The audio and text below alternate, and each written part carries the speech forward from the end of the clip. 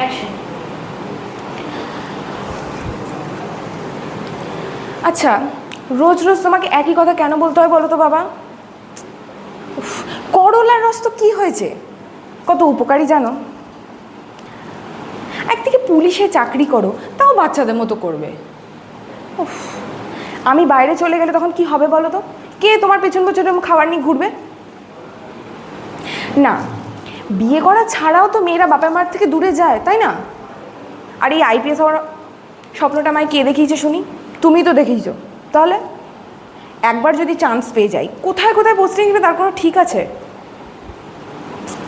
ওফো, কি হলো, মুখটা ওরম করছো কেন?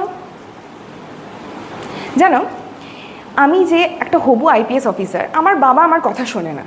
এটা যদি বাইরের লোক জানতে পারে কি বলবে জানো তো? তুমি তো বাড়ির প্রবলেমই সলভ করতে পারো না, তাহলে বাইরের প্রবলেম কি সলভ করবে তুমি? প্রথমেই আমাকে বাদ দিয়ে দেবে।